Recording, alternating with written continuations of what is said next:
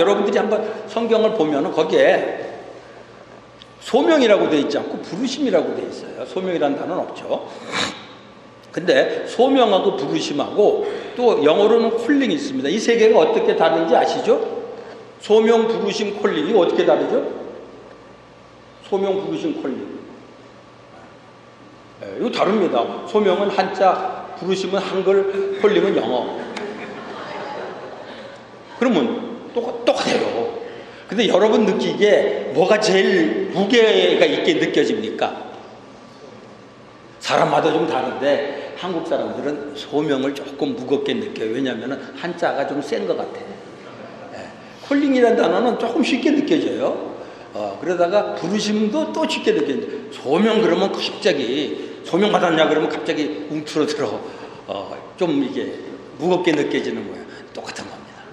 그러니까 이 번역을 모르겠어. 내가 뭐 한자 성경은 잘 모르겠는데 여기서 부르심이 2개가 나오는데 아마 소명이로 됐을지 모르겠어. 내가 확인을 안 해봤는데 어쨌든 요거에 여기서 여러분도 한번 고린도전서 1장 1절에서 3절 한번 보시고 거기에 2가지 부르심이 나오죠. 뭡니까? 2가지 부르심. 하나는 뭐예요? 사도로 부르심. 또 하나는 성도로 부르심. 분명히 2개 나옵니다. 이 2 부르심의 공통점이 뭘까요? 이건 쉬우니까 사도로 부르심하고 성도로 부르심의 공통점. 부르심 그거는 공통점이 아니라 똑같은 점이고 공통점.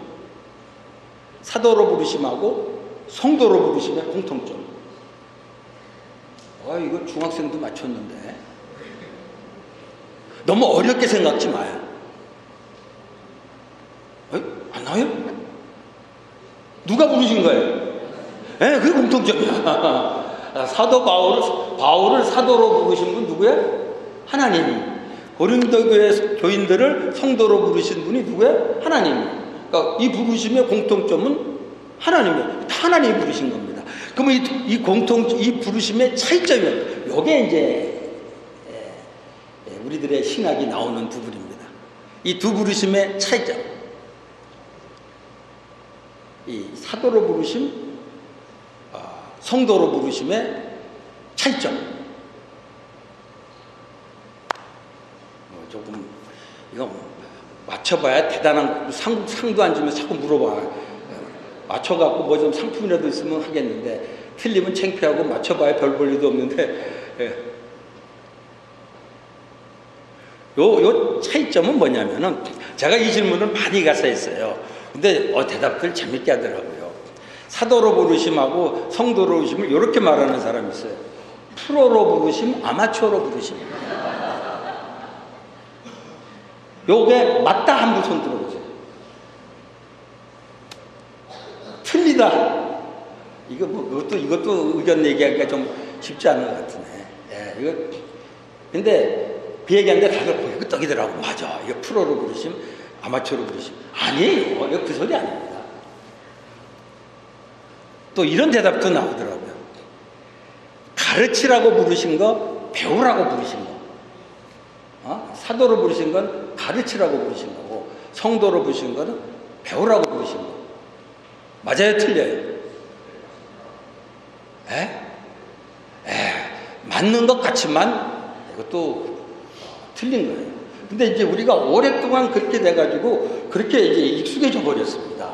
근데 여기서 사도로 부르심하고 성도로 부르심은 그 부르심의 종류가 완전히 다른 부르심이에요.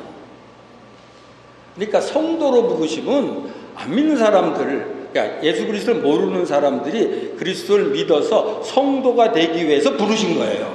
이거는 구원의 부르심입니다.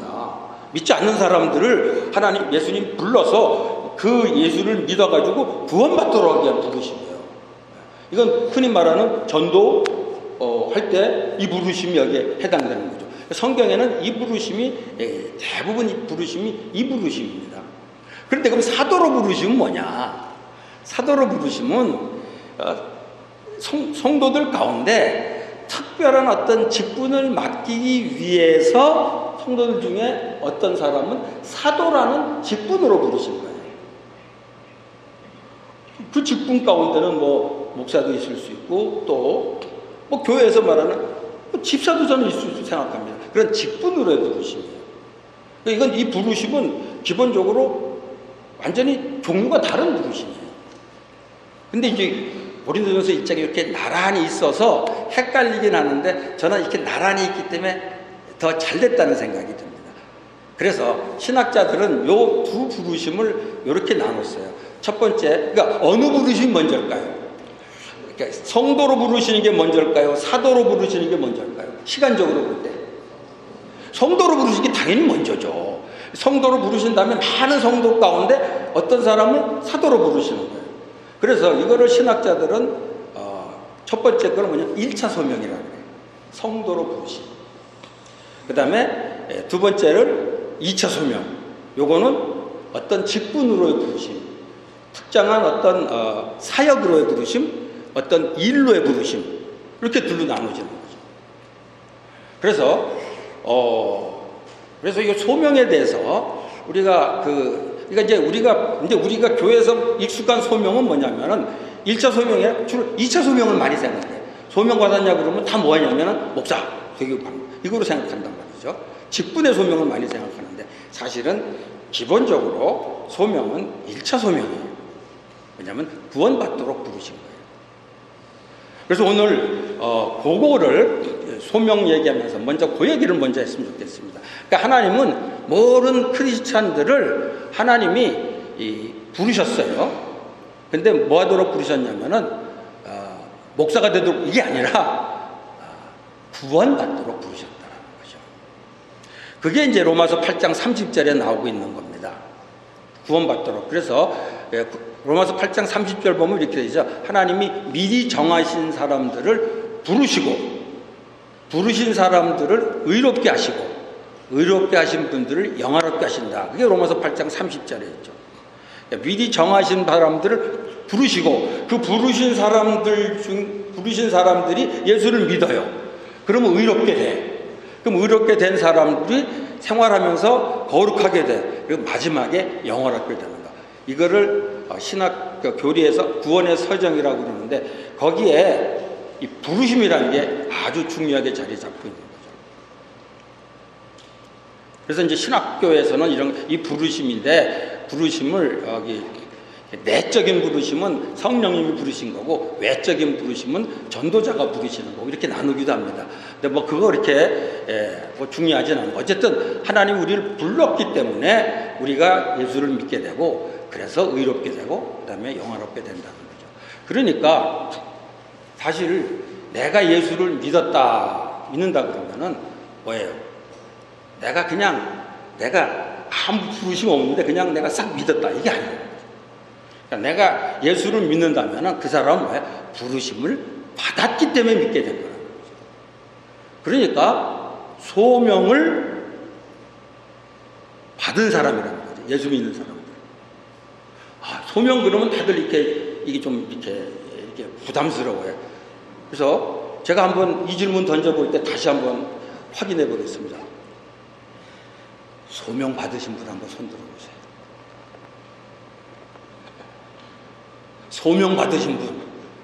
이게 근데 지금 요 정도 설명하니까 처음에 물어봤으면 안 들었을 것 같아. 신학교 가랄까봐. 이거 잘못된 거야, 이게. 왜냐면 우리 교회에서 그렇게 잘못 쓴 거야. 소명을 신학교 가는 사람한테만 쓴 거야. 근데 성경에서 소명은 예수 믿는 사람들은 다 소명을 받았기 때문에 예수를 믿는 거야. 예수를 믿는데, 나 소명을 안 받고 그냥 믿었다. 없어, 그건 말이 안 돼. 안 불렀는데 어떻게 예수를 믿어? 그러니까, 그럼 내가 이런 사람이 있을지만 믿긴 믿는데 소명은 안 받은 것 같아요. 그건 무식해서 그런 거야. 잘 몰라서 그런 거야. 하나님 불렀어요. 그래서 근데 그 부르심이 이렇게 드라마틱하지 않기 때문에 모를지는 몰라도 부르시지 않은 사람들을 예수 그리스도 우리가 믿을 수가 없어요. 내가 예수 믿은 건 하나님 우리를 불렀기 때문에 그 예수를 믿게 되는 거죠. 그러니까 믿는 사람들은 다 소명을 받은 사람이에요. 그러니까 아까 손 들으려고 그랬을 때 그래도 손든 사람은 눈치채고 들었는데 아직도 손 안 드는 분들은 이제 소명에 대한. 근데 그렇게 흔들리게 하는 찬송이 있죠. 푸른 바다 나서니 뭐 이 찬송 때문에 그런 것 같아요. 어디든지 가오리라. 어디 가랄까봐. 그렇잖아요. 겁나 소명받았다 그러면 그럴까봐. 근데 그거는 나중에 말할 소명이에요. 여기서 말한 구원의 소명은 우리 믿는 사람은 다 그 소명을 받았다는 거죠. 이거 아주 오늘 중요한 겁니다. 그래서 이거를 혼동할까봐 신학자들이 1차 소명 이런 걸 붙이는 거예요. 1차 소명. 그러니까 목사 되도록 부르는 거 그건 1차 소명이 아니야. 내가 예수 믿도록. 근데 그거를 소명으로 생각해야 되는데 그냥 내가 믿은 거로 생각해. 하나님 불러서 믿었다는 거. 이 의식이 참 중요하다는 겁니다. 그러면은 소명받은 사람에게 하나님이 기대하시는 게 뭐냐? 이제 이게 또 헷갈리는 게, 소명받으면 부름받아 나서면 뭐 해야 돼? 어디든지 가오리다가 돼버리는 거죠. 그러니까 겁나는 거예요. 그죠? 그러니까 다 안 받았다거나 그런 거 부흥회 때 그런 거 하게 되면 자꾸 고개 숙이게 되고 막 복잡해지는 거야. 근데 성경에서 가는 부르심은 그게 아니라는 거죠. 에베소 4장 1절에 3절 보게 되면은 성경에서 하나님이 우리를 부르신 목적은 뭐냐면은 이 구절 저는 너무 중요합니다. 4장 1절에 3절 이거 한번 읽어볼까? 내가 읽지는 못하겠네. 한마디로 뭐예요?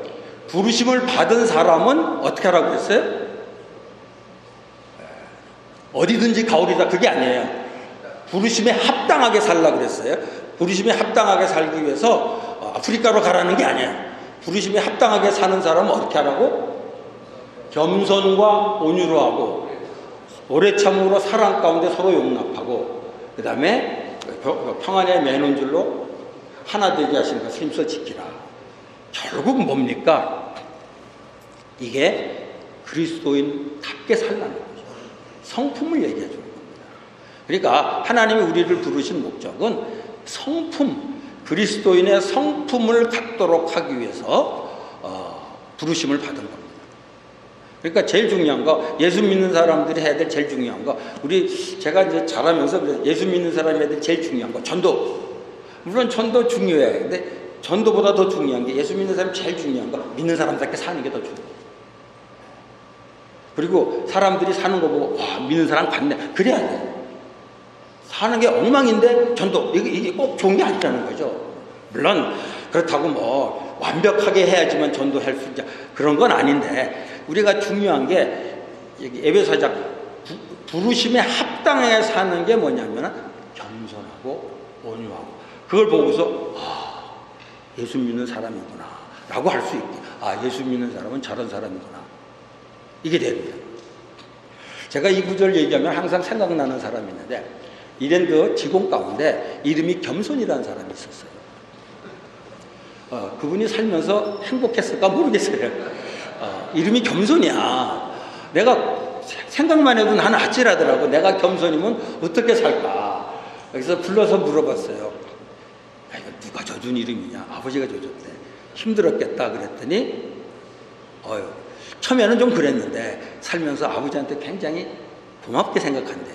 왜냐하면 이름을 겸손으로 했으니까 이 이름에 맞게 살려다 보니까 그런 대로 이렇게 잘 살게 됐다 그래요. 그러면서 누나 이름이 온유래.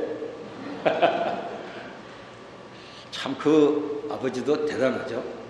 딸 나가지고 온유라고 딱 이름 짓고, 온유갖고 성이 안 차나 봐. 아들 나가고 겸손이라고 져갖고 고생을 많이 시켰어요, 자식을. 근데 제가 그 얘기 들으면서 그런 생각이 들었어요. 걔네들만 겸손 온유가 아니라 부르심을 받은 그리스도인들은 다 겸손하고 온유로 살아야 됩니다. 예수님도 그랬잖아요. 나는 겸손하고 온유하니, 온유하고 겸손하니 나를 따라서 나를 배우라, 그런 말씀하죠.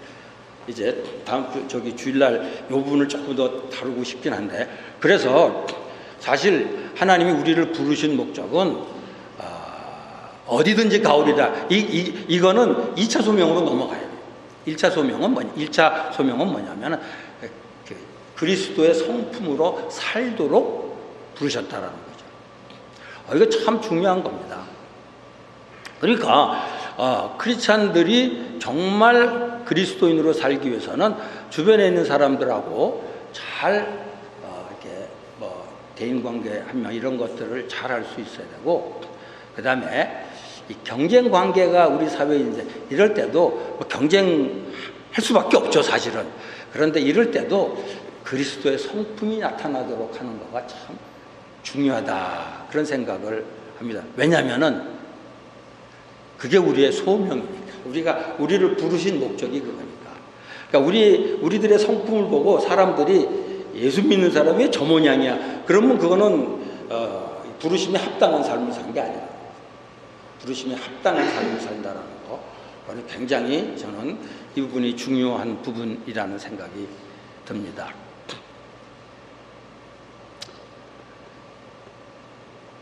그 다음에 이제 베드로전서 2장 21절 보면은 이 부르심 받은 사람들에게 기대하는 게 뭐냐면, 베드로전서 2장 21절 보면은 예수님이 그런 말씀을 합니다. 사도 베드로가 그런 말씀을 합니다. 이 고난 받도록 부르셨다, 그런 얘기를 해요. 고난 받도록 부르셨다. 그리고 사도 바울도 그렇게 얘기합니다. 예수를 믿을 뿐 아니라 고난도 함께 받게 하렵니다. 그러니까 예수님이 우리를 부르신 목적은 고난을 받도록 하기 위해서 부르셨다라는 거. 이게 굉장히 조금 실감이 나는 것 같으면서도 좀 어렵습니다. 초대교회로 가게 되면은 크리스찬들이 고난을 많이 받았어요. 핍박을 받았으니까. 그래서 그 핍박받는 사람들에게, 그리고 특별히 종으로 섬기는 사람들이 있었는데 주인한테 고생을 많이 했단 말이죠. 그래서 베드로전서 2장 18절 보면은 그런 얘기합니다. 주인들에게 순복하되 선하고 관용하는 자들에게만 아니라 까다로운 자들에게도 그리하라, 이런 말이 나옵니다. 왜냐하면은 그 당시에 까다로운 사람들에게, 까다로운 주인들에게 어려움 당한 사람들이 많이 있으니까 이런 말을 한 모양이에요. 그래서 저도 이제 직장 생활하면서 이제 윗사람한테 많이 힘들었었어요. 그래서 이 말씀 볼 때마다 너무 실감이 나더라고요. 그래가지고 저는 이 말씀 보면서 그렇게 했었습니다. 베드로전서 2장 18절 보면 이렇게 돼 있어요. 뭐라고 돼 있냐면은 주인들에게 순복하되 선하고 관용하는 자들에게만 아니라 까다로운 자들에게도 그리하라, 이렇게 돼 있어요. 그래서 제가 그거를 이렇게 바꿔서 얘기했습니다. 주인들에게 순복하되 선하고 관용하는 자들에게만 아니라, 괄호 열고, 이런 사람은 별로 없다, 괄호 닫고, 까다로운 사람들에게도 그리하라, 괄호 열고, 대체로 다 이렇다, 이렇게 해가지고 얘기했어요. 요거를 직장에서 얘기했더니 아멘 하면 너무 좋아하더라고. 다들 힘든 모양이에요. 근데 저도 전도사로 있을 때, 물론 직장에서도 굉장히 힘들었어요. 윗사람 하나 그냥 정말 힘들게 하는 사람이 있었어요. 그것 때문에 내가 지금도 생각만 해도 힘들었는데, 그리고 다 그만두고 이제 신학교 가가지고 전도사가 됐는데, 목사님 때문에 또 굉장히 내가 아주 실감이 나더라고요. 그래서 그런데 이제 재미난 거는, 내가 나이가 들어가지고 윗사람이 됐어요. 근데 나는 절대로 저런 사람 안 돼야지. 그래갖고 참 잘해준다고 했는데 나중에 보니까 나한테 직접은 얘기 안 했지. 나 때문에 힘들었대. 그래서 저는 이렇게 표현합니다. 윗사람은 죽일 놈이다. 성경에 없지만 거의 성경 말씀이에요. 윗사람이 되면 죽일 놈이 된다. 나는 정말 안 그러려고 그랬어요. 근데 그렇게 되더라고요. 그러니까 그 위치가 그렇게 만드는 모양이에요. 그래서 사실은 그 당시 노예 상태로 있는 사람들은 그건 말할 것도 없죠. 그러니까 믿는 그 종들이 얼마나 힘들었겠어요. 그러니까는 그분들한테 베드로가 주신 말씀이 베드로전서 2장 21절에 이 고난 받도록, 예수 믿는 사람들은 이 세상 살면서 고난 받도록 부르셨다라는 거죠. 그러니까 조금 말노름이 될지 모르지만 내가 예수 믿는데 왜 이렇게 고난이 많습니까? 그러면 이렇게 대답해야 돼. 예수 믿도록 부르심을 받았으니까 고난 받는 거야. 오히려 거꾸로 얘기해 줘야 되는 거예요. 사실 뭐 요즘 우리 사회는 민주사회가 됐기 때문에 자유사회가 됐기 때문에 믿는 것 때문에 고난 받진 않지만은 직장에서는 믿는 것 때문에 고난을 받는 경우가 있어요. 저도 직장에서 뭐 때문에 제일 힘들었냐면 이제 다음 거하고 연결되는데 술자석 같은 데서 좀 많이 힘들었던 경우도 있고 어쨌든 믿는 사람으로 고생을 많이 했는데 재미난 에피소드가 있습니다. 지금 제가 이제 이랜드에서 사역하면서는 이랜드는 이제 사장님이 아주 독실한 크리스찬이고 회장님이 그리고 기독교 신앙을 많이 이제 이렇게 이제 약간 강요하는 거 비슷하게 좀 해요. 그러니까 안 믿는 사람이 좀 핍박을 받더라고요. 그럴 수도 있겠다. 그런 생각. 핍박은 아니죠. 근데 안 믿는 사람이 조금 힘들어하는 경우가 있더라고요. 그래서 제가 우리 믿는 사람들이 오너가 됐을 때 너무 믿음을 강요하는 거는 거꾸로 생각하면 이것도 좀 아니겠구나. 뭐 그런 생각을 한 적이 있습니다. 어쨌든 우리가 이 직장에 일하게 되면은 윗사람들 때문에 많이 어려움을 겪는다는 거예요. 그거를 전도서 4장 1절에 아주 잘 얘기해 주고 있습니다. 전도서 4장 1절 보게 되면은 하여튼 윗사람들이 고생하는 거, 윗사람들 때문에 고생하는 거, 그거를 아주 잘 표현해 주고 있습니다. 근데 저는 직장에서만 그런 줄 알았더니 교회에서 전도사 하면서도 되게 힘들었어요. 우리 담임 목사님한테 여튼 많이 힘들었던 기억이 납니다. 그래서 나는 내 후배 목사한테 안 한다고 했는데 나 때문에 힘들었다는 얘기 듣고 이건 거의 뭐 죄악 세상에서 어쩔 수 없는 모양이구나 하는 생각까지 들었습니다만은 그렇습니다. 그래서 우리 그리스도인들이 일터에서 내 믿음 때문에 혹은 상황 때문에 고난을 받는 거 그럴 때 내가 예수 믿는데 이런 고난을 받아야 되잖아. 고난 받도록 부르심을 받았다라는 거죠. 고난 받도록. 그러니까 내가 예수 믿고 이 세상에 사는데 아무 고난이 없어. 그건 둘 중에 하나야. 신앙생활 제대로 안 하거나 그 다음에 아주 천국 같은 데서 살거나. 고난 받는 것이 어떻게 보면은 정상적이다. 이렇게 왜 직장 생활하면서 고난을 받는 게 정상적인가라고 제가 느낀 게 뭐냐면은 제가 그런 책을 읽었어요. 나는 오늘도 정신병원으로 출근한다. 그런 책 봤어요. 그게 나는 정신과 의사 얘기인 줄 알았어요. 그게 아니라 직장인 얘기입니다. 직장인 얘기인데 이게 어느 나라 책이냐면 독일 책이에요. 근데 독일 직장인들도 직장 가가지고선 그 말도 안 되는 상관 때문에 고통 무지 당하는 거예요. 그래서 저는 그 책 보고 독일도 똑같구나 일터는. 그래서 저는 이 책을 굉장히 좋아합니다. 우리 직원들한테도 직장 뭐 힘들다고 그럴 때 이거 읽어봐. 독일도 그래. 그래가지고서 그러니까 이제 이 세상에 살면서 그렇다는 거죠. 그 다음에 이제 또 그 다음에 중요한 게 그겁니다. 우리가 하나님이 우리를 부르셨는데 뭐 하려고 부르셨냐면은 아골골짝 빈들레로 그건 2차 소명. 1차 소명은 뭐냐? 거룩하게 살도록 하기 위해서 부르셨다. 그게 베드로전서 여기 데살로니가전서 4장 7절로 돼 있죠. 여기 거룩하게 부르심 받다고 돼 있는데 베드로전서 1장에 보면은 거기도 또 같은 말씀이 있긴 있습니다. 뭐 여기 이거 데살로니가전서 4장 7절만 봐도 족하네요. 여기 보면은 우리를 부르신 목적이 이 땅에서 거룩하게 살도록 하기 위해서 부르셨다는 겁니다. 그럼 거룩하게 살도록 한다는 게 뭐냐? 이 수도사처럼 사는 거냐? 그게 아니라 이 세상에 어떻게 수도사처럼 살아요? 그러니까 세상에 살지만은 거룩하게 살도록 한다는 게 뭐냐면 세상에서 구별되도록 살기 위해서 부르셨다는 거죠. 근데 이제 구별되도록 사는데 조금 더 나눠보면 세 가지 영역으로 구별할 수가 있습니다. 제일 첫 번째는 여러분들 생각할 때 구별되도록 산다 그러면 뭐가 제일 떠오르세요? 우리 크리스찬들이 세상에서 구별되도록 산다 그럴 때 제일 먼저 떠오르는 게 뭐예요?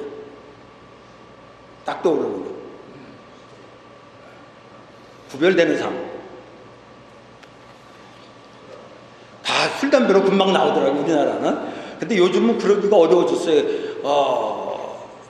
그냥 하는 사람들이 많아져갖고 요즘은.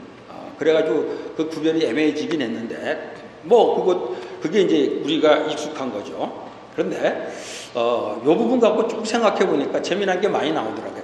이게 세 가지로 나눌 필요가 있어요. 종교적으로 구별되는 삶이 있고, 문화적으로 구별되는 삶이 있고, 윤리적으로 구별되는 삶. 근데 대부분 제가 구별되는 삶 얘기하면은 술, 담배가 먼저 나와요. 요거는 문화적으로 구별되는 삶이에요. 종교적으로 구별되는 삶은 뭘까요? 내가 종교적으로 세상에서 금방 구별되게 하는 건 뭐가 있을 것 같아요? 믿지 않는 사람들하고 있는데 딱 구별돼요. 종교적으로. 뭐가 구별될까요?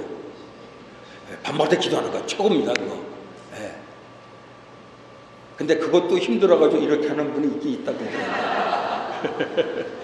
예. 근데, 제가 어느 여행을 한번 간 적이 있는데, 그건 기독교 모임에 그냥 여행 갔었어요. 밥 먹을 때 딱 보면 나오더라고. 이거 몇 사람 있습니다. 이거 뭐죠? 이거 잘 모르겠는데. 예, 캐도릭. 이거 하는 사람 있고, 이거 하는 사람 있고, 안 하는 사람 있고. 턱 보면 구별이 딱 되더라고요. 어떻게 보면 제일 쉬운 것 같아요. 근데 요 구별도 힘들어하는 사람들이 있죠. 우리가 여기 계신 분들은 그 문제는 없을 것 같아요. 없을 것 같은데 사실 교회 나온 지 얼마 안 되거나 그런 사람들 가운데는 그런 사람들이 좀 있을 것 같아요. 그래서 제가 어떤 분한테 물어봤어요. 밥 먹을 때 기도하고 드시냐 그랬더니 하나님 영광을 위해서 기도를 하는데 심오하더라고. 하나님 영광을 위해서 기도를 안 하는데 안 하고 먹는데 아니 그냥 안 하고 먹고 하나님 영광을 위해서 기도 안 하는데 그게 무슨 뜻이냐 그랬더니 자기가 기도하고 먹으면 주변 사람들이 자기가 다 크리스찬인지 알 거 아니냐 그러지. 그러다가 자기가 조금이라도 실수하면 나 때문에 하나님 영광 가리지 않겠냐고. 그래서 아세 티를 안 낸다. 말이 돼요 안 돼요? 되는 것 같죠. 말이 되는 것 같은데 또 말이 안 되는 것 같아. 그래서 하나님 이거 말이 됩니까? 그랬더니 하나님이 이렇게 말씀하시는 것 같아. 내 영광 그만 생각하고 기도하고 먹으라 그래라. 예. 사실은 밥 먹을 때 기도하는 거 별거 아닌 것 같은데 이것도 힘들어하는 분이 있을 수 있다는 거죠. 주일날 교회 가는 것도 쉽지 않죠. 이것도 종교적으로 구별되는 것들 중에 하나가 될 수 있겠죠. 그 다음에 이거는 어려운 것 같으면서도 오히려 조금 확실할 수가 있어요. 분명하니까. 근데 그 다음에 이제 문화적으로 구별되는 거 이게 이제 우리가 많이 우리 사회에서 문제가 됐던 그러니까 종교적으로 그러니까 제가 일터 사역하면서 제일 많이 받는 질문이 그거예요. 30년 됐는데 91년부터 했으니까 굉장히 오랫동안 이 사역을 하는데 크리스찬들하고 만나서 직장 생활하면서 제일 힘든 일이 뭐냐 그거였는데 두 가지가 나오더라고요. 이게 뭐냐면은 회식 때 술 마시는 문제, 술 마셔야 되는 문제. 그 다음에 주의를 지켜야 되는데 직장에서 주의 지킬 수. 이 두 가지가 제일 이슈가 되는 거예요.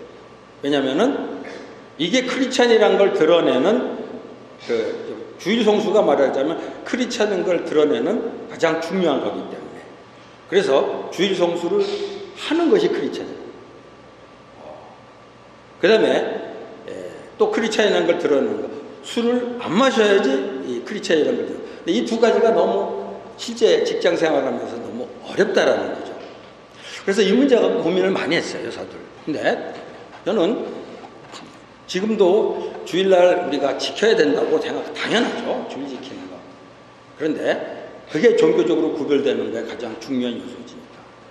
그런데 조금씩 생각이 달라질 수밖에 없는 거가 뭐냐면은 지금 우리 사회가 옛날처럼 주의를 지킬 수 있는 사회가 아니라는 거죠. 옛날처럼 농촌 사회처럼 주의를 지킬 수 있는 사회가 아니기 때문에 사실은 이 주일 성수라는 것을 어떤 거룩한 삶의 필수 조건으로 얘기하는 것이 현대 사회에서 굉장히 어려울 수 있겠다 얘기가 맞지 않을 수 있겠다 그런 생각이 들어요. 왜냐하면은 주일날에 일해야 되는 직업이 너무 많은 거예요.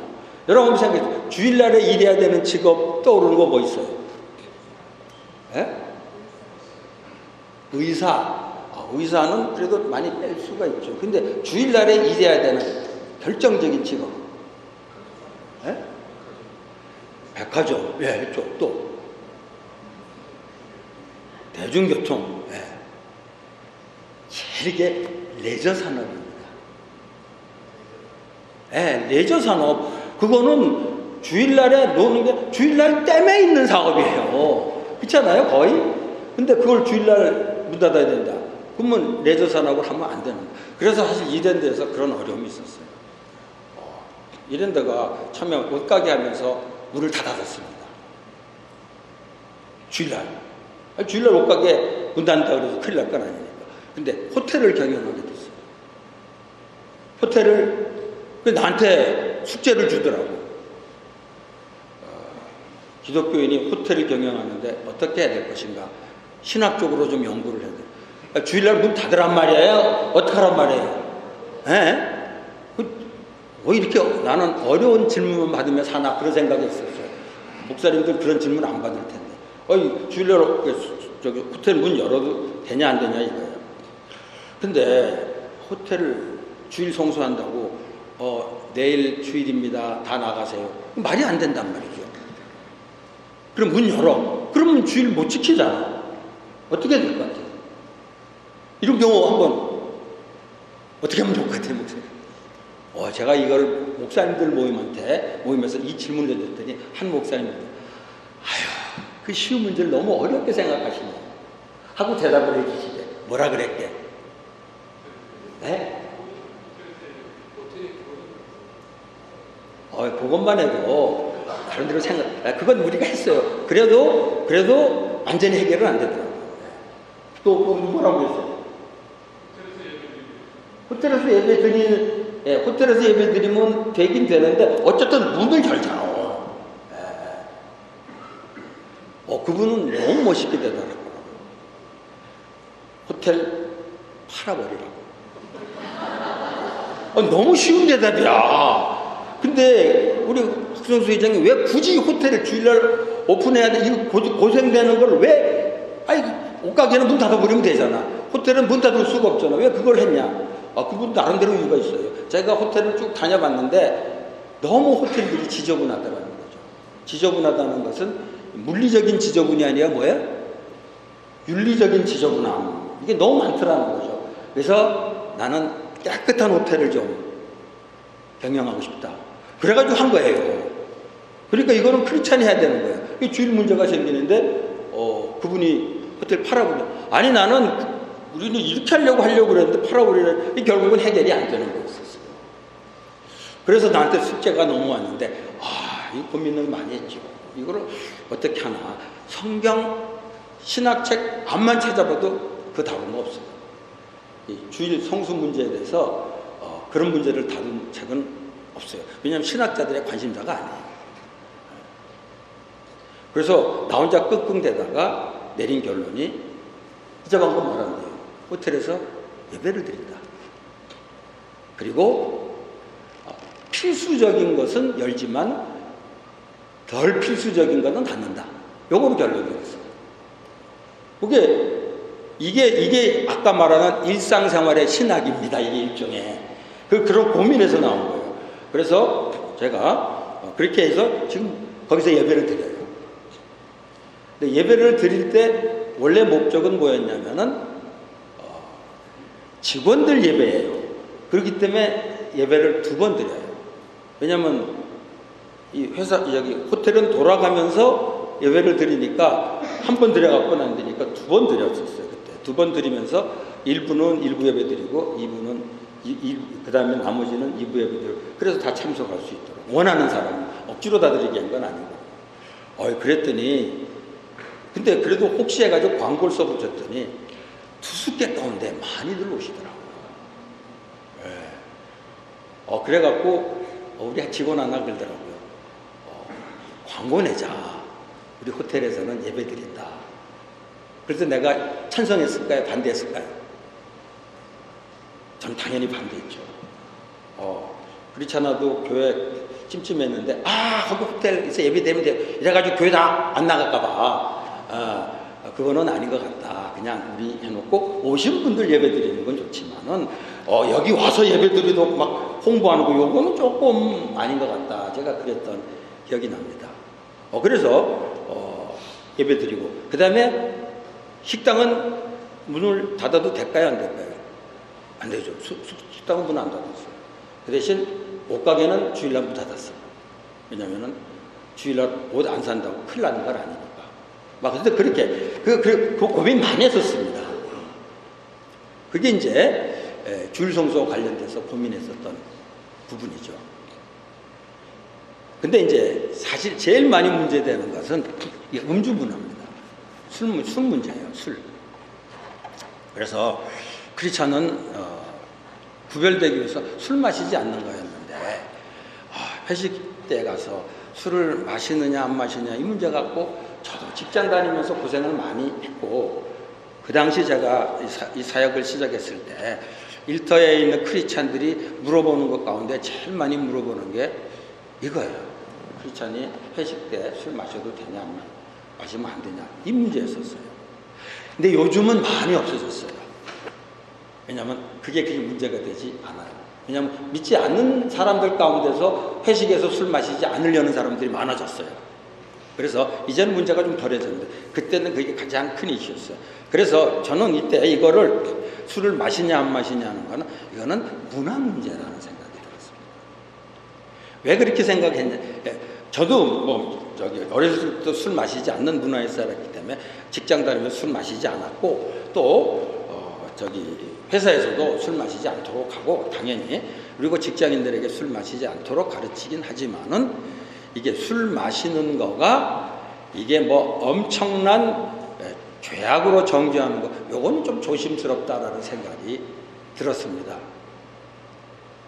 그렇게 되는 데는 폴 스티븐스 교수라는 그분 통해서요. 그분이 제가 이제 그분하고 제가 리전트 신학교 교수님인데, 거기 가서 1년 동안 있는 동안에 다른 부분은 그분하고 다 일치가 됐어요. 그런데 거의 생각이 똑같아. 그분도 만나가지고 같이 얘기하면서, 야, 한국에 이런 사람이 있다냐면서 놀래고 그랬었어요. 그랬는데 딱 하나, 술 문제에 대해서 저는 술 마시지 말도록 권한다, 크리스찬들한테. 그랬더니 이분이 굉장히 당황해 하더라고요. 자신은 당연히 술 마시고, 포도주죠, 주로 와인 마시고, 그리고 그 정도는 자기들 입장에서는 아무것도 아니라고 생각했는데, 이제 나한테 그런 얘기를 듣고서 이렇게 술 마시는 거 이렇게 부정적이냐, 그래서 제가 성경적으로 봐도 이건 문제가 될 게 없다는 거죠.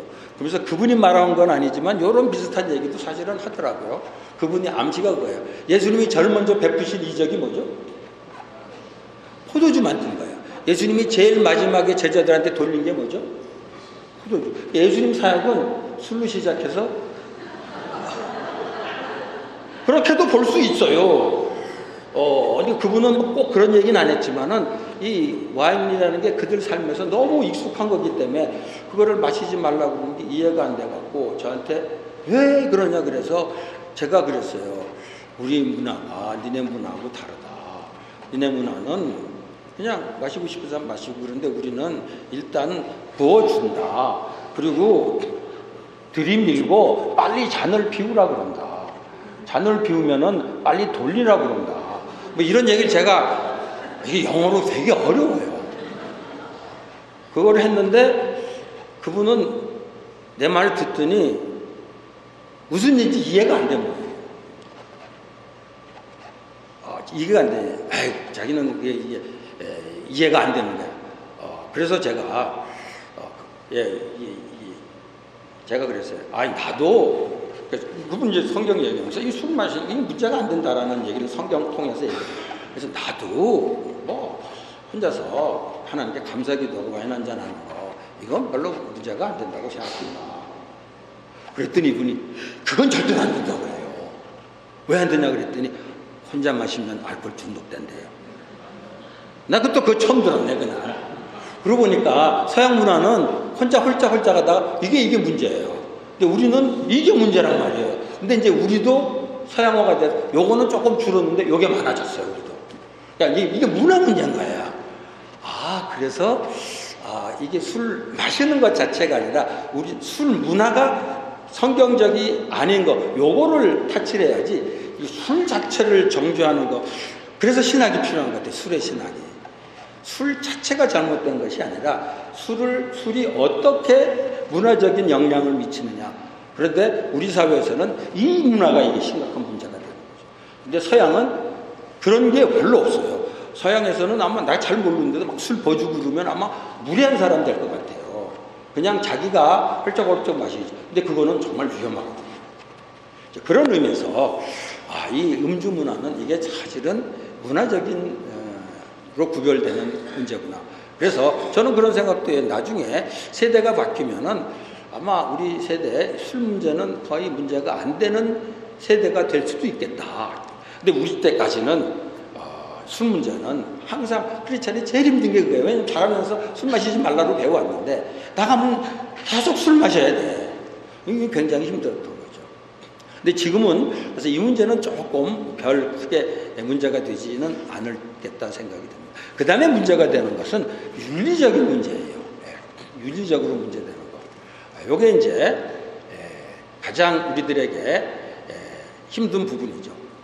그러니까 아주 종교적으로는 열성적으로 신앙생활하는데 윤리적으로 안 좋은 행동들을 하게 되기가 쉽다는 거죠.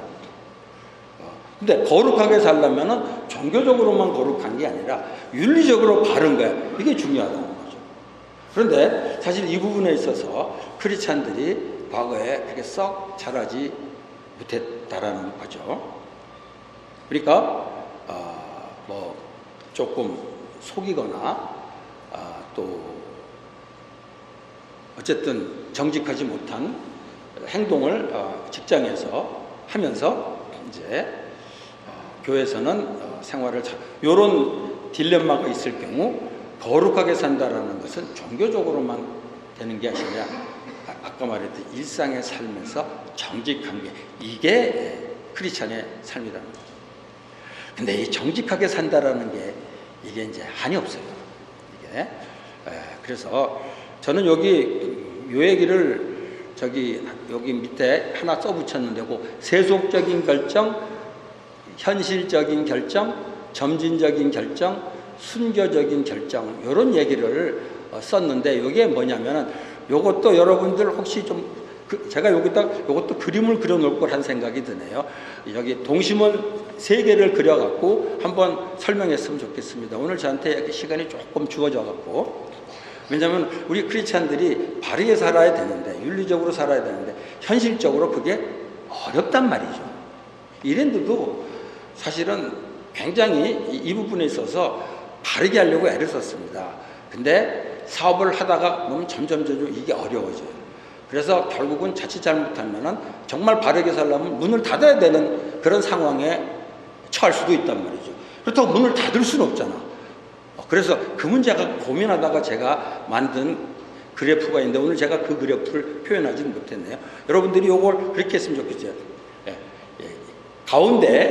가운데다가 순교적인 결정 해놓고 그 다음에 뭐라고 했냐면은 점진적인 결정 해놓고 그 다음에 현실적인 결정 그 다음에 맨 바깥이 세속적인 결정 이렇게 한번 했어요. 무슨 말인지 아시겠죠?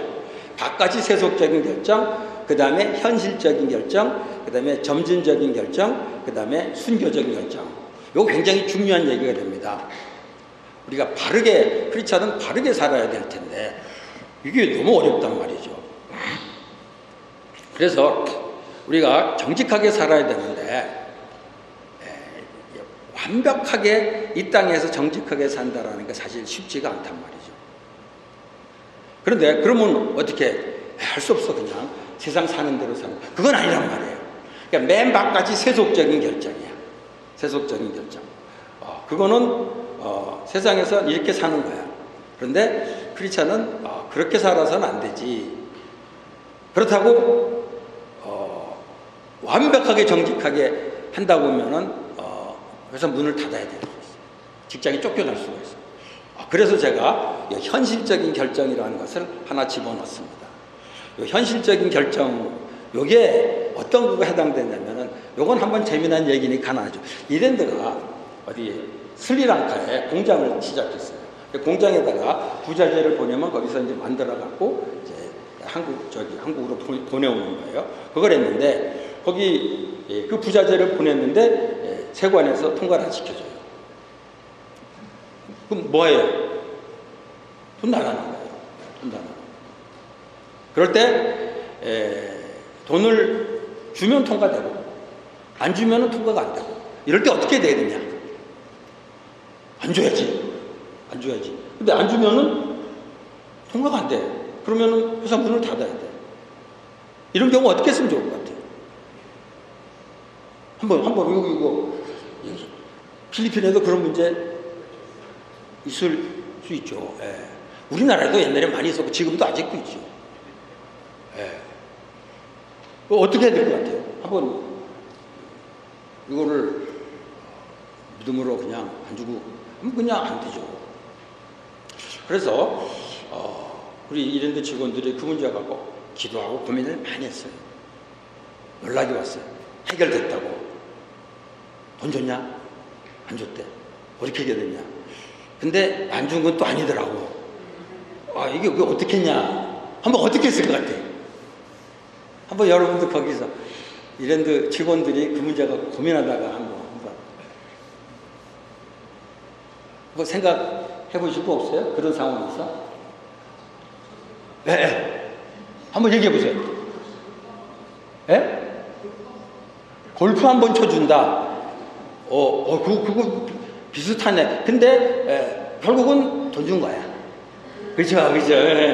돈 준 거야. 캐시가 아닐 뿐이지.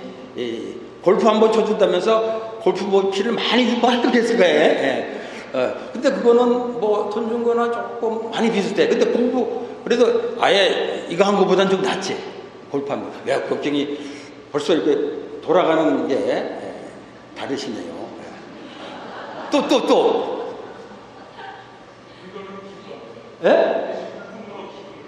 계속 뭐를?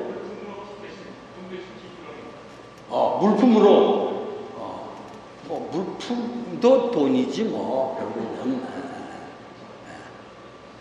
근데 그분 기도 많이 했던 모양이에요. 이분들이 아주 기발한 아이디어를 냈어요. 여기서 안 나오네.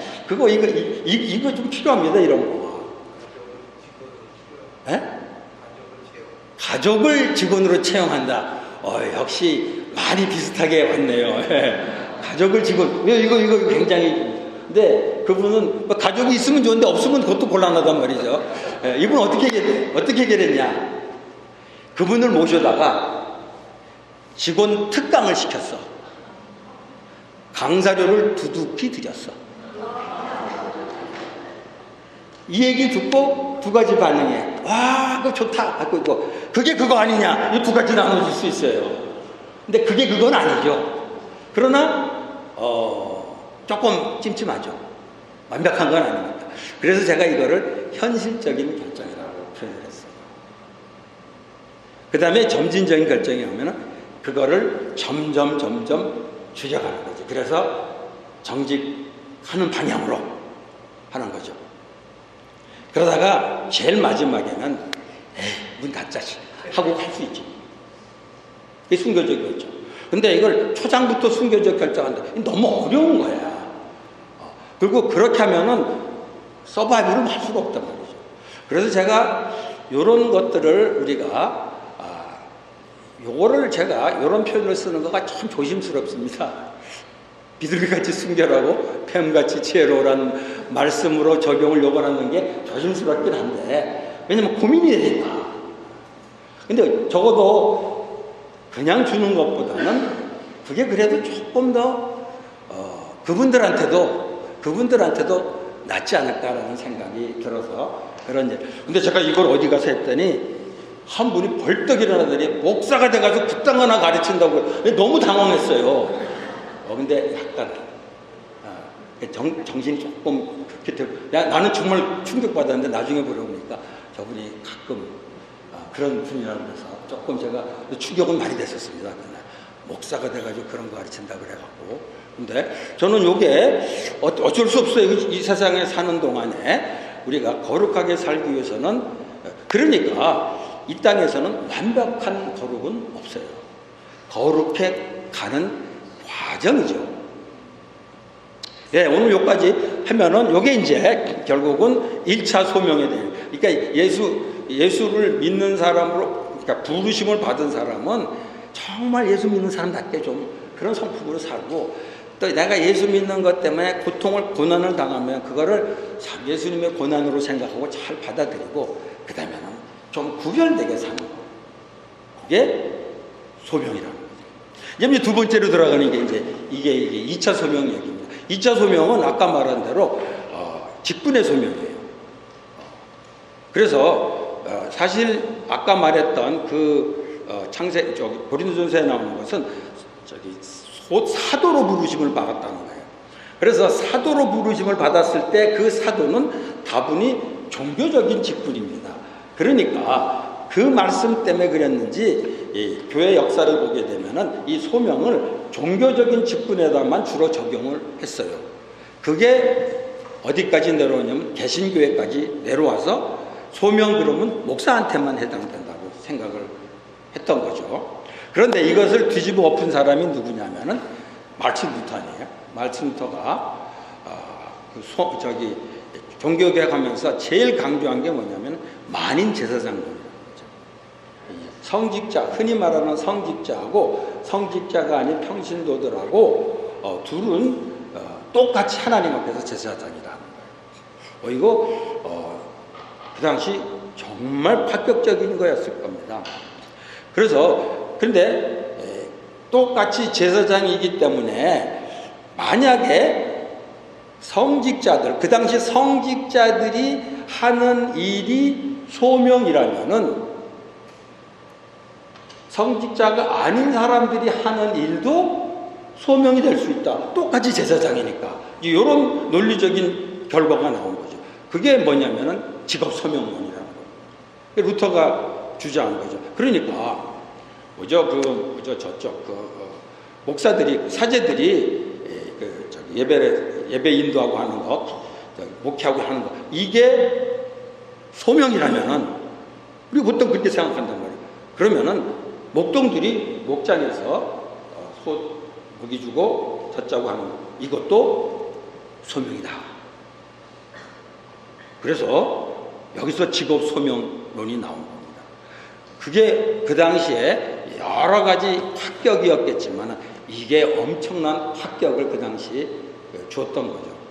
그래서 그 소명론이 교회를 통해서 잘 내려오다가 이게 세상 전체에 영향을 미치게 돼가지고 아까 말했던 심리학자들이 직업이 소명이라는 얘기로 나오게 돼버린 거예요. 그래서 이제 완전히 뭐가 돼버렸냐면 직업 소명론이 뭐가 되냐면 직업이 소명하고 이 꼴이 돼버렸어요. 요건 아닙니다. 직업이 소명론이 아니라 직업이 소명인 게 아니라 직업을 소명으로 받아들이는 거야 되죠. 이게 하나님이 내게 나를 부르셔서 맡겼다는 거로 해는 거지 어떤 직업이 소명이다 이건 있을 수가 없어요. 내가 그것을 하나님의 부르심으로 받아들이는 거죠. 그래서 이 부분이 사실은 굉장히 중요하다는 거죠. 그래서 옛날에 어떤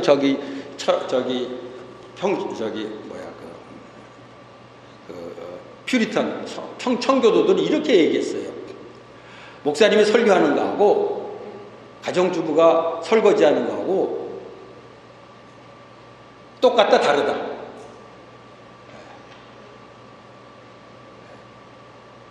다르죠. 똑같다 그러면 안 돼요. 그런데 하나님을 기쁘시게 한다는 면에서는 똑같다. 하나님이 가정주부는 그 설거지하도록 부르셨고 목사는 설교하도록 부르셨고 그 부르심이 다른 것이지 그 일이 일보다 일은 하나님의 일이고 일은 쓸데없는 이게 아니라는 거죠. 그게 이 소명론의 핵심입니다. 저는 이게 사실 개신교 신앙의 아주 중요한 부분인데 이게 세월이 가면서 쓱 없어져 버린 거예요. 쓱 없어져 버려갖고 결국 제가 엔지니어 하다가 신학교 가게 됐을 때 다들 소명 받았냐 이거 꼭 물어보더라고요. 그때 저는 굉장히 당황했어요. 딱히 뭐 소명 받은 것 같지는 않은데 안 받았다 그러면 가지 말라 할 것 같고 그냥 그렇게 좀 힘들었던 기억이 납니다. 왜냐하면 소명은 목사한테만 해당된다고 생각합니다. 근데 돌이켜보니까 이게 잘못된 것 같아요. 이게 엔지니어 일도 얼마든지 소명이 될 수 있고 장사하는 일도 얼마든지 소명이 될 수 있는데 그거를 우리가 잘못 배웠다라는 생각이 들어서 이 부분에 대해서 굉장히 흥분하면서 제가 가르치는 게 돼버렸습니다. 자, 그래서 요게 참 중요합니다. 근데 요거는 뭐라고 그러냐면은 이 직분의 소명, 요거는 2차 소명이라고 그러는 거죠. 그러니까 2차 소명은 그러면 2차 소명은 목사들한테만 안 해. 목사들한테 내가 목회하는 게 그게 2차 소명이에요. 그런데 목사 아닌 사람들, 그 사람들이 하는 이게 2차 소명이라는 거죠. 그래서 이런 소명감을 갖는 것이 참 중요하다는 거죠. 근데 이런 소명감을 갖게 될 때 뭐가 중요하게 되냐면 직업의 성속의 차별이 없어진다는 거죠. 우리가 거룩한 직업하면 목사 생각합니다. 그 다음에 뭐 청소하는 거 이건 속된 일이에요. 그리고 장사하는 거 속된 일이에요.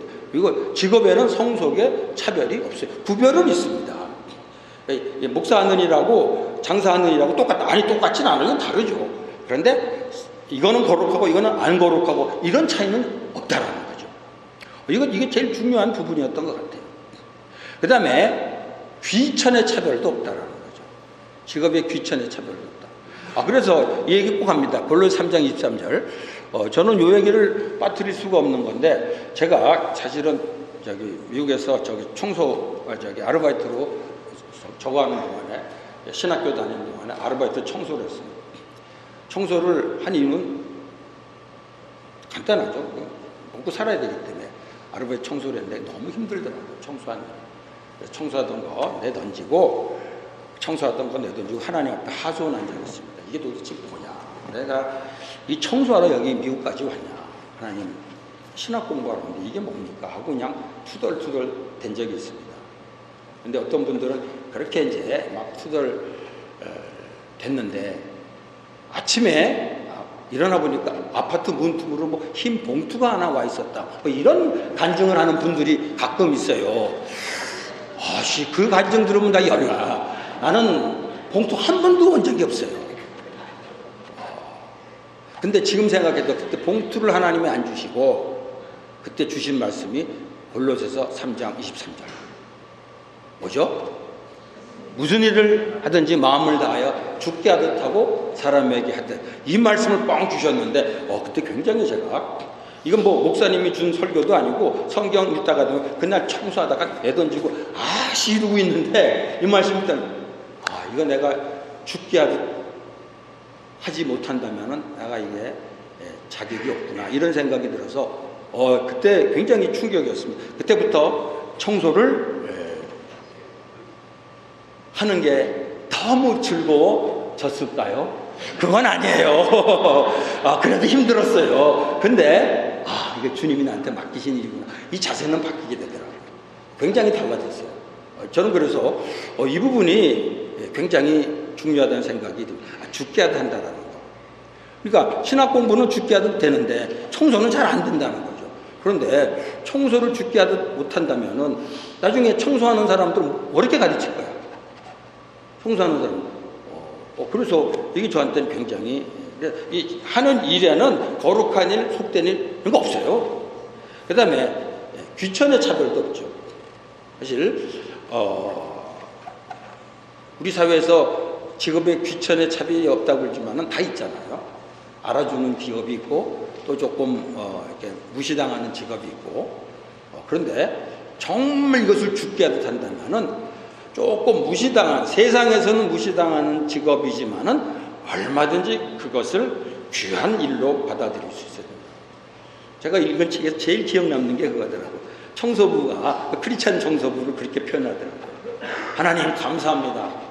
주님이 창조하신 이 위대한 지구의 한 모퉁이를 저는 깨끗하게 하고 있습니다. 와, 대단한 신앙 고백이네요. 그런 사람이 많지 않을 것 같아요. 근데 그게 말하자면은 그런 사람은 청소하면서 아씨 내가 왜 이런 일이나 하고 그러진 않지 않겠나는 생각이 듭니다. 물론 저는 이거 오해하지 마세요. 평생 그러면 청소해야 된다 이 얘기를 하는 건 아니에요. 얼마든지 내가 발전해서 더 다른 일을 할 수 있는데 나한테 그런 일이 주어졌을 때 그 일을 정말 주님이 나한테 맡겨주신 일로 생각한다면은 그 일도 얼마든지 주님의 일이 될 수 있다. 요게 이 소명의식의 굉장히 중요한 부분이에요. 그런데 여기서 이제 나옵니다. 근데 직업에 성속이나 귀천의 구별은 없어요. 그런데 선악의 구별은 있다는 거죠. 이런 직업은 죽게 하듯 할 수 없는 직업들이 있을 수 있다라는 겁니다. 제가 저걸 물어본 적이 있어요. 우리 중국 크리스찬들한테 한번 물어본 적이 있어요. 중국에서 크리스찬들의 해서는 안 되는 사업이 뭐가 있을까요? 이걸 우리나라 사람들한테 물어보면 제일 먼저 나오는 게 그겁니다. 뭘 것 같아요? 우리나라 사람 크리스찬이 해서는 안 되는 사업 딱 뭐 나올까요? 네? 술집. 나도 그럴 줄 알았어요. 아니 근데 그건 두 번째더라고요. 첫 번째가 뭔지 알아요? 대부업. 그러니까 우리나라 사람들한테 이 대부업이 제일 나쁜 직업으로 인식이 된 모양이에요. 나는 몰랐어요. 그런 거예요. 그 대부업을 제일 먼저 얘기하고 그 다음에 이제 융업 얘기 나와요. 그래서 한번 중국 크리스찬들한테 물어봤어요. 그랬더니 제일 먼저 탁 나온 사업이 있어요. 뭘 것 같아요? 한번 알아맞혀보세요. 너무 재밌었어 그때.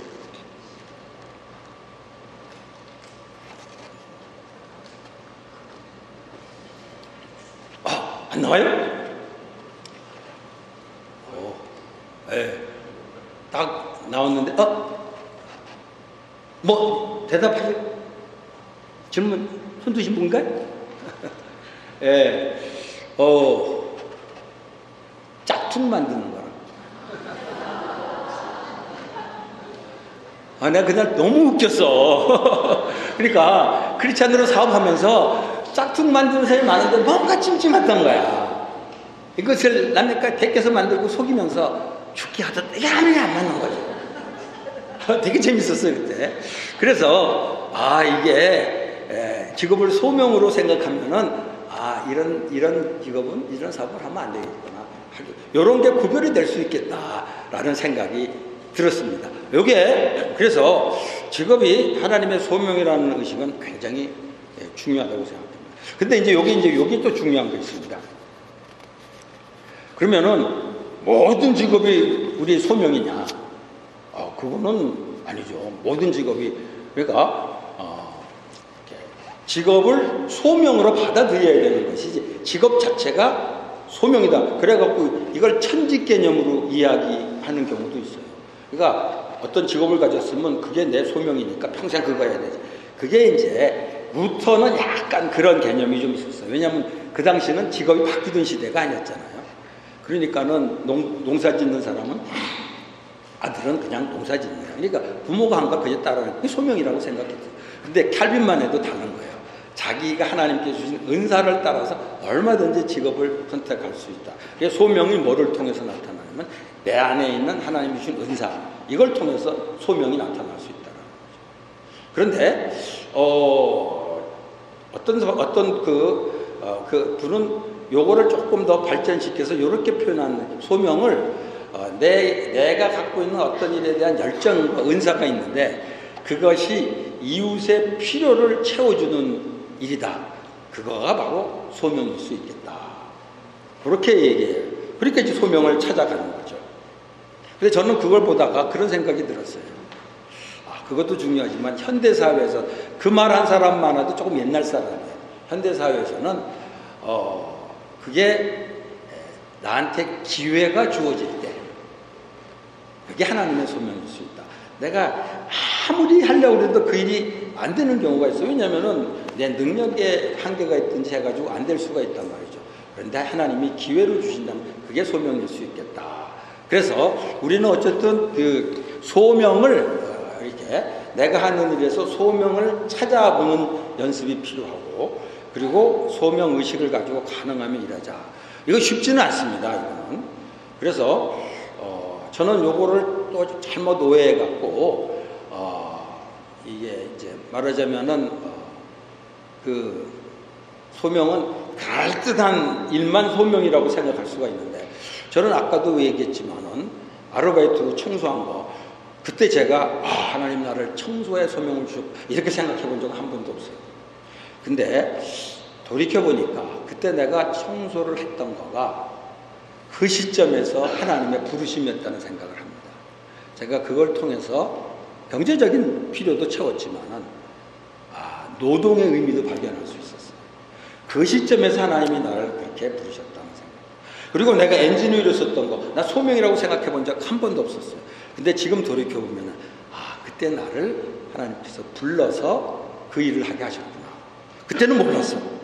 근데 그게 소명이었다라는 것을 지금 깨닫게 됩니다. 그러니까 나중에 얼마든지 그것을 확인할 수는 있어요. 그래서 하여튼 우리가 하는 일이 소명일 수 있다라는 거.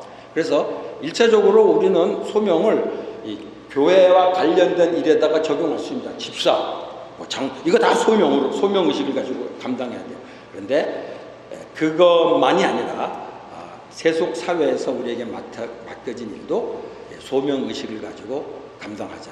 보통 그러잖아요. 장로 축복 맡게 될 때는 소명의식 얘기를 많이 하는데, 우리가 어떤 사업을 하게 될 때는 소명의식을 강조하기보다는 그냥 돈 잘 벌어서 11조 잘 내는 쪽으로만 얘기하게 되기 쉽다는 거예요. 물론 그것도 얼마든지 할 수 있습니다.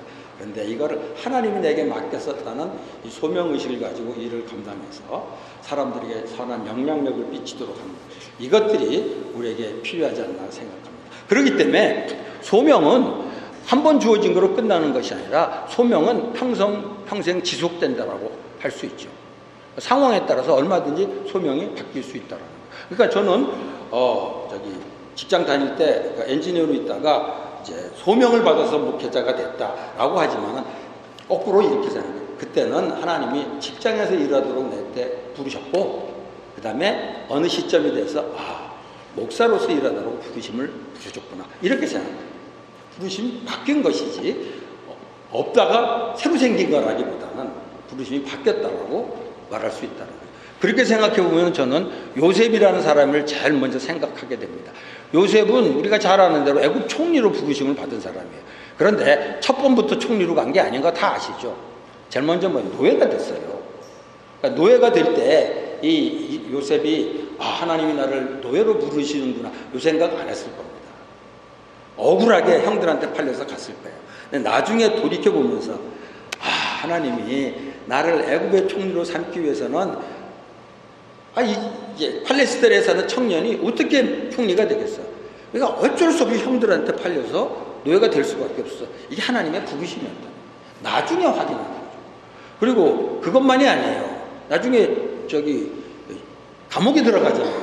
정말 억울하게 들어간 겁니다. 감옥에 들어가면서 하나님이 무슨 일로 나를 감옥으로 부르시냐, 이 생각 안 했어요. 억울하게 감옥으로 들어갔습니다. 잘 아시는 대로. 그런데 나중에 돌이켜 보니까 이게 왕의 총리가 되려면은 왕의 신하들하고 무슨 접촉이 있어야지 이게 가능한데, 얘 노예가 돼 갖고서는 도무지 애굽의 총리가 될 가능성이 없어. 그러려면 어떻게 해야 돼? 그 사람들 만나게 하려면 이 감옥에 들어가서나 만날 수 있단 말이죠. 근데 얘가 맨정신으로 감옥에 들어가려고 하면 너무 착해. 그러니까 할 수 없이 그 여자를 불러다가 이제 감옥에 들어가도록 만든 거죠. 그러니까 우리는 인간적으로 볼 때는 사실 요셉이 억울하죠. 근데 영적으로 보면은 보디발의 아내가 억울해. 제 감옥 들어가게 하려고 엑스트라로 사용된 거예요, 어떻게 보면. 그렇게 생각하면 쟤 들어가게 하려고 내가 악역을 맡았네, 이렇게 될 수도 있게 돼요. 그러니까 그랬는데 거기 들어갔기 때문에 뭐가 되는 거예요?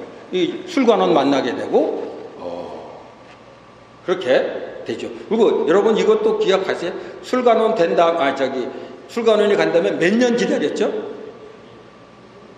네, 2년 기다렸어요. 그건 이분이 알았네. 그 당시 거기가 30세 돼야지 관리가 될 수 있었대. 그러니까 만약에 나가자마자 뽑았으면 총리 안 됐을 수도 있어. 나이가 안 돼갖고.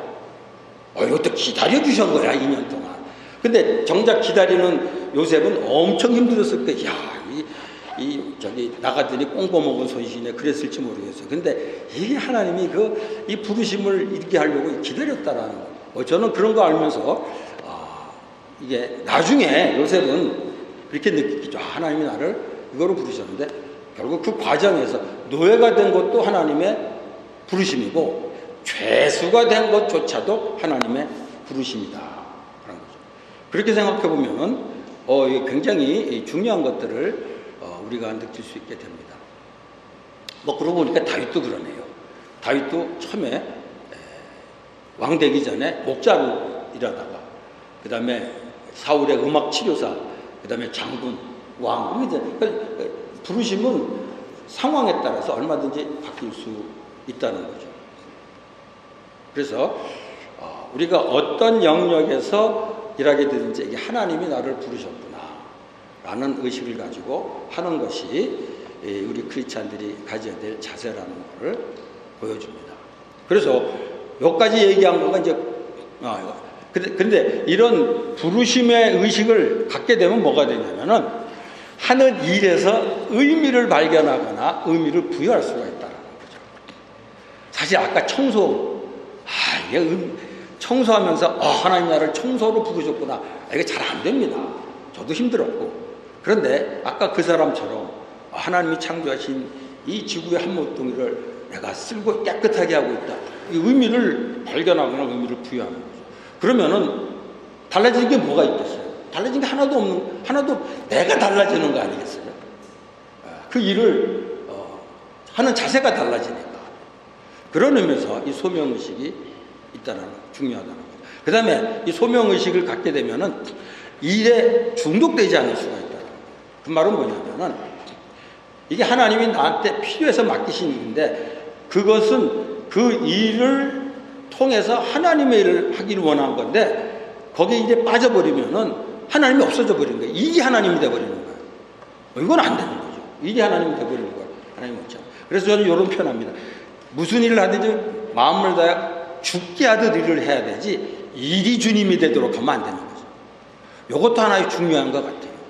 요거는 저도 이제 목사로서 사역을 하지만 목회 사역에도 적용이 되는 것 같아요. 목회 사역도 목회 사역은 무조건 하나님 일이 아니야. 이것도 사역이 하나님이 돼버리면 곤란해. 거기 빠질 수 있다라는 거죠. 얼마든지. 제가 언제 한번 어느 목사님하고 얘기하다가 그 목사님이 정말 쉬지 않고 일하시더구만. 그래서 목사님도 좀 쉬셔야죠. 그랬더니 하나님의 일을 어떻게 쉽니까? 그러더라고요. 그래서 그분한테 저보다 연세가 있는 분이라 차마 말을 못했는데 하나님도 쉬셔요. 요 얘기를 해주고 싶더라고. 당신이 하나님보다 위요. 하나님도 쉬시는데 쉬셔야지. 근데 쉬지 않는다는 건 뭐냐면 일이 하나님이 돼버리는 거예요. 요거 굉장히 조심스러운 부분이어서 내가 하나님이 나를 불러서 일을 맡겠다면은 그 일에 중독되지 않을 수 있다. 그리고 또 소명의식을 갖게 되면은 얼마든지 새로운 일을 할 수도 있어요. 보통 소명의식 그러면은 그 일 평생 하는 것은 그게 아니라니까요. 아니에요. 얼마든지 이직할 수 있고 전직할 수 있고 창업할 수 있어요. 근데 그게 뭐냐면은 하나님이 그 일로 나를 부르셨을까를 생각하고 하는 거죠. 그러니까 단순히 월급 많이 주는 대로 가는 것이 아니라 근데 월급 많이 주는 대로 갈 수 있어요. 그런데 그 회사로 나를 부르신 게 하나님의 부르심일까? 이런 걸 생각해보고 결정을 내릴 수 있다. 그렇기 때문에 소명의식을 갖는다는 것이 이런 문제를 결정하는데 굉장히 도움이 된다는 거죠. 물론 판단은 사람마다 다를 수가 있어요. 그것까지 이게 규격화시킬 수는 없는데 자세가 있어서 그냥 돈 많이 준 데를 가는 게 아니라 그리고 창업을 하더라도 그냥 단순히 돈 좀 많이 벌어보겠다가 아니라 이게 정말 하나님이 나를 부르시는 일인가를 생각해보고 결정한다면은 이거는 분명히 다를 수 있지 않겠나 생각합니다. 그리고 아주 중요한 게 있어요. 현재 존재하지 않는 일도 만들 수 있습니다. 소명의식을 가지면. 이게 무슨 얘기냐면은 지금은 여태까지 있었던 직업 가운데 사라지는 직업들 많습니다. 이제 과학기술이 발전하면서. 그 대신 새로 생기는 직업들이 얼마든지 있을 수 있는데 그것을 하나님의 소명으로 보는 사람들은 그걸 빨리 하나님이 이 시대에 어떤 일을 원하실까를 한번 생각해 보는 거죠. 그러면은 남들이 시작 못했던 일들을 시작할 수 있죠. 그거를 일반 사회에서는 창직이라고 표현하더라고요. 창업이 아니고 창직. 근데 그거는 또 새로운 개념이더라고요. 저는 뭐 그런 쪽으로 연구하는 사람은 아니니까. 그러니까 뭐냐면은 오늘 우리들이 살고 있는 세상을 보니까 이런 일들이 필요하겠다. 하나님은 지금 이런 일을 원하신다. 그러면은 그걸 내가 할 수 있겠다. 이렇게 되면은 새로운 직업이 생각되는 거죠. 그러니까 소명의식을 갖게 되면은 이런 일까지도 가능할 수 있다라는 거죠. 그래서 이게 소명의식을 갖는다니 하나님이 이거를 내가 일하는 거는 그냥 먹고 살기 위해서 일하는 것이 아니라 하나님이 그곳에서 나로 일하게 하기 위해서 나를 부르신다라는 의식을 갖게 되면은 생각이 굉장히 달라질 수 있다는 거예요. 이게 굉장히 저는 중요한 거라고 생각을 합니다. 이제 마지막으로 세 번째인데 이건 뭐냐면 사명이라는 거죠. 소명하고 사명. 이 둘은 우리 구별을 잘 못합니다. 저도 잘 하기가 어렵고 여러분들도 아마 소명하고 사명의 차이가 뭐냐 그러면 그렇게 하기가 쉽지 않을 거예요. 왜냐하면 교회에서 뒤섞어서 많이 쓰기 때문에. 제가 언젠가 한번 선교사들 모임에 가서 어느 선교사님이 강의하는 걸 들었는데 우리 선교사들은 하나님께서 주신 소명과 사명을 잘 감당해야 됩니다. 그런데 내가 묻고 싶어요. 소명은 뭐고 사명은 뭡니까? 물어보고 싶은데 뭐라고 대답했을지 헷갈릴 것 같아요. 제가 어떤 분한테 물어봤더니 소명은 목사들한테 주신 것이고 사명은 평신도들한테 주신 아주 간단하게 해결해 주시더라고요. 그러니까 한마디로 소명이 한 수이다 뭐 이런 얘기예요. 그러니까 이제 목사 될 때 꼭 소명을 확인해 사명 갖고 안 된다는 거지. 소명 받아내요. 성경에 그거 없어요. 없는 얘기예요. 근데 우리 전통이 그렇게 만들어 버린 겁니다. 소명과 사명의 차이가 뭐죠? 그랬더니 이러더라고요. 소명은 콜링이고 사명은 미션입니다. 맞아. 근데 그 차이가 뭐냐고. 그랬더니 소명은 부르심이고 사명은 보내심이고 결국 똑같은 얘기예요. 단어 구별하라는 게 아니라 소명은 오늘 했잖아요. 우리를 불러서 성도가 되게 하시고 그 다음에 성도들 가운데 불러서 일을 맡기시고 그게 소명이에요. 그러면 사명은 뭔가?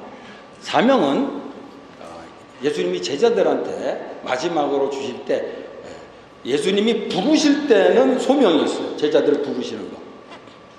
그런데 보내실 때 사명을 맡겼는데 그게 뭐냐면은 모든 족속으로 제자를 삼아 내가 가르쳐 지킨 것을 분바에 가르치게 하라 뭐 이런 거죠. 가르치도록 하라는 거. 이게 이제 흔히 말하는 전도로 요약할 수가 있습니다. 그래서 물론 저는 사명을 이 미션을 전도로 이렇게 축소시키는 거를 꼭 찬성하는 건 아니에요. 사명도 조금 더 다양하게 특별히 그 로잔 언약 같은 데 보면은 사회적인 책임과 전도가 크리스찬의 사명이다 이런 얘기를 해서 분명히 이제 저는 사회적인 책임도 사명에 들어간다고 생각하지만은 전통적으로 우리 크리스찬 개개인에게 주어진 중요한 사명은 결국은 전도예요. 그래서 그런데 제가 이제 제자 훈련을 받을 때는 소명 얘기는 거의 없었어요. 사명 얘기만 있었어요. 그러니까 학교 가서 공부 잘하라, 공부 열심히 하라는 얘기는 안 하고, 왜냐면 공부가 소명이거든 사실 학생들한테. 공부 잘하라는 얘기 안 하고 성경 공부 열심히 하고 전도하라는 얘기만 했었어요. 그래서 저는 대학 다닐 때 그 말씀이 너무 나한테 다가와서 공부는 안 하고 성경 공부하고 전도만 했어요. 누군가가 야 너는 왜 공부는 안 하고 이렇게 그런 것만 하냐 그럴 때 제가 거의 그렇게 말할 뻔했어요. 주님을 위해서 다 배설물로 여겼다고. 공부를. 그래가지고 성적이 다 배설물로 나오더라고요. 나중에 이게 잘못된 거예요. 학생들한테 소명은 공부하는 거였어요. 근데 크리스찬으로서 사명은 전도하는 거야. 근데 소명을 하면서 사명을 해야 되는데 소명은 까먹은 거야. 그걸 안 가르쳐 줬어요. 그러니까 직장에서도 마찬가지예요. 직장에서 이런 소명은 거기서 맡겨진 일, 그리스도인답게 살면서 맡겨진 일을 정말 하나님 맡겨준 일 생각했어야 돼요. 근데 그건 안 하고 전도만 해요. 그때 그런 사람이 많았어요. 그러니까 소명은 안 가르쳐주고 사명만 이해했던 것 같아요. 근데 요즘 이제 걱정이 또 됩니다. 거꾸로 되지 않을까? 소명이 없어질까봐. 아니, 사명이 없어질까봐. 전도의 사명은 분명히 여전히 있죠. 그런데 이제 달라져야 되겠죠. 전도의 사명을 감당하는 자세가. 특별히 일터에서 전도하는 거는 옛날에 제가 전도할 때는, 제가 직장 다닐 때는 막 붙잡고 막 전도하는 거였어요. 그래야 된다고 생각했어요. 근데 요즘은 그렇게는 하기가 어렵고, 그게 꼭 바람직한 건 아닌 것 같아요. 이랜드에서도 정말 기독교 기업으로서 유명하잖아요. 전도를 너무 공격적으로 했었어요. 막 전도를 직원들한테, 안 믿는 직원들한테 수련회하고 불러다가 막 예수 믿도록 하고 그랬는데, 그때 굉장히 좋긴 했지만은 약간의 부작용도 없지 않더라고요. 그래서 저는 이런 생각을 합니다. 기본적으로 구원의 소명을 받은 사람은 당연히 뭐가 있어야 돼? 전도의 사명이 있다. 하나님 나를 불러서 구원받도록 했어. 그러면은 당연히 전도할 사명이 있지. 요게 딱 연결이 되는 거예요. 근데 일터에서 일하도록 소명받은 사람들은 그러니까 일터에서 전도를 할 사명이 있다. 근데 일터에서 전도하는 거는 흔히 우리가 생각하는 전도하고는 좀 달라야 된다. 근데 그게 성경에는 전도 얘기 나오면은 나가서 전도하라는 얘기만 많이 있어요. 아무나 붙잡고 전도하라고. 그게 참 많이 있는데 베드로전서 3장 15절에 아주 귀한 말씀이 있습니다. 저건 한번 같이 읽어봐도 좋을 것 같은데요. 다 보이니까 같이 한번 읽어볼까요? 너희 마음에 그리스도를 주로 삼아 거룩하게 하고 너희 속에 있는 소망에 관한 이유를 묻는 자에게는 대답할 것을 항상 준비할 온유와 두려움을 하고. 이 결국 뭐냐면은 내가 정말 그리스도를 주로 삼아가지고 거룩하게 구별된 삶을 살아요. 이제 그걸 보면은 사람들이 어떻게 그렇게 사냐고 물어보는 사람이 있으면은 그분들한테 나는 내 신앙 고백 간증, 전도를 할 수가 있다는 거죠. 약간 소극적이라고 느껴지기는 하지만은 이게 베드로전서 3장 15절에서 하고 있는 말씀이에요. 그래서 물론 적극적으로 할 수 있죠. 적극적으로 하더라도 조심스럽게 해야 된다고 생각합니다. 제가 들은 일터에서 전도 중에 제일 기억 남는 간증은 이거예요. 그분은 치과 의사인데 그렇게 간증을 하더라고요. 다른 자기가 과거에 직장 생활할 때 얘기를 하면서 그렇게 얘기하더라고요.